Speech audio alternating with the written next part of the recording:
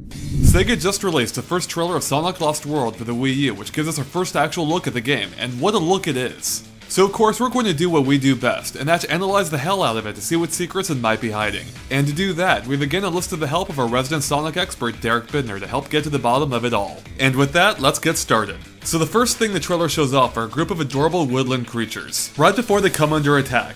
But they're not just any woodland creatures. All three types, the pig, chicken, and the bird, actually all first appeared in the original Sonic the Hedgehog. Back then, they were used to power Dr. Eggman's robotic minions, and you could actually see them escape after smashing the badniks to bits. And you could actually see the animals escaping afterward.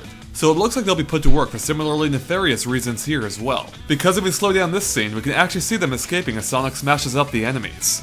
And if you slow down another similar clip, we can see what appears to be some kind of fish animal escaping too, which could be the same one that appeared in Sonic CD.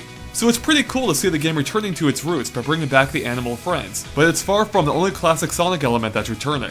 Let's take a look at those very same enemies for example. In the gameplay shown, we get a close-up look at the choppers that made their debut in Sonic 1.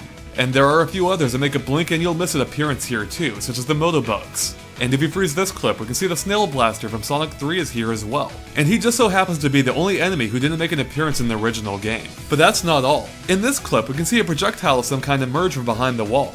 Although we can't tell who or what created it, it does look very similar to the projectile shot by the Buzz Bombers also in Sonic 1, which suggests they might be back too. Now beyond the enemies, we can see the return of several other classic elements as well. Of course, rings are back, but so are the springs that launch you sky high, as well as the checkpoints that allow you to restart from them if you die. In fact, as you've probably noticed, all of the gameplay shown so far appears to take place in a level based almost exclusively on Green Hill Zone from the original Sonic the Hedgehog. I mean, just compare the floor pattern, or the fact that if we pause this clip, we can see that the background totem poles return too. And the throwbacks don't end there. In this clip, we can see that Sonic can again roll into a ball, which has only been used in specific instances in most of Sonic's recent 3D adventures. But this won't be the case in Sonic Lost World, because according to an IGN interview with the producer, this is how Sonic will look when blasting around at full speed. And thanks to that same interview, we now know that Sonic will be the only playable character in the game, just like Sonic 1, though Tails, Knuckles, and Amy will all be appearing in some form. Now, as you've probably noticed by now, the core gameplay looks pretty similar to Sonic Colors, with both 2D and 3D sections. But Sonic Colors appears to play an even bigger role than might seem at first glance. Take this clip for example. Based on the fact that there are 3 boost pads here, that likely means the track switching gameplay of Colors is back too.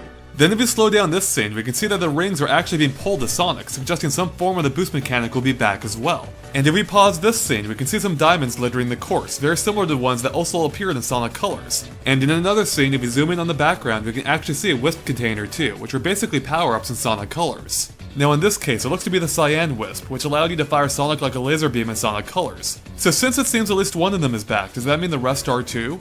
We're not sure, but that same IGN interview from before sheds a little more light on how the Wisps will work this time around. For one, there will again be several different types, with each one granting a different power that you'll control using the gamepad's touchscreen, and it seems their primary use will be to gain access to otherwise unreachable areas. Okay, moving on. As you've probably noticed by now, the entire game bears just a slight resemblance to Mario Galaxy, with its levels made up of platforms that freely float in the air.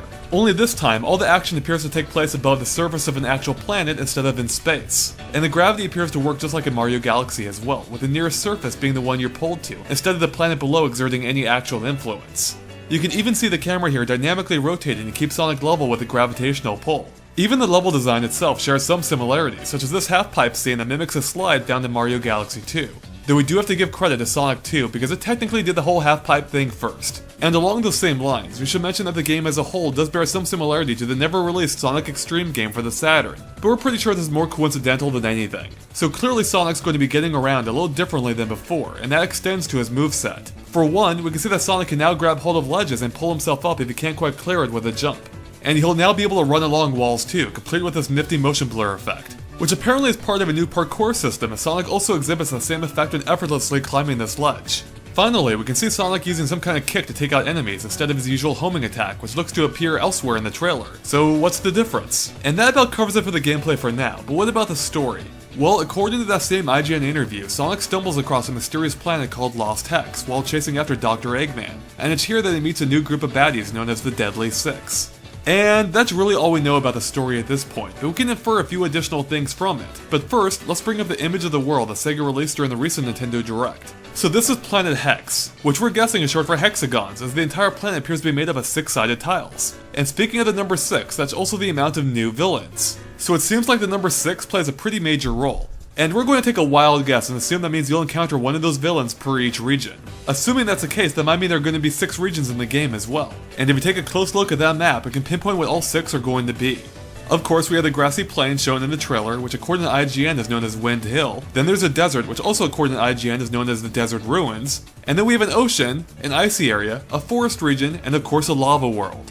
Now, if you'll allow us to partake in some stereotyping, we might be able to guess which region each of the villains will represent based on their color. So the yellow one might show up in the Desert Ruins, the red one could be in the lava area, green might be for the forest, and blue and purple may represent the water and ice worlds respectively. So that leaves just a pink one left, and based on the process of elimination, he would have to end up in Wind Hill, as confirmed by an IGN screenshot.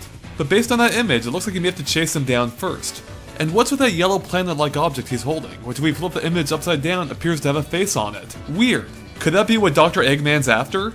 And speaking of Eggman, how does he fit into all this? Is he working with the Deadly Six? Okay, we're just about done here, but as usual, there's still just a few final details left. For one, you can see a golden bell appear at a couple of points in the trailer. What could this be for? We think that it might be linked to the gold cannons IGN mentioned that blast you to alternate paths. Maybe you need a certain amount of rings to activate them. Speaking of alternate paths, the IGN interview also mentioned there will be branching routes throughout the game. And we can see proof of that in this scene, with the boost pad path in the center being flanked on either side by an alternate route. Now if you look at this clip, you can see Sonic passing by a whole bunch of sheep, but they don't appear to be robotic, so what are they about? Well, according to that same IGN interview, they mentioned that the game will track the amount of animals that you save, so maybe you have to save these sheep too.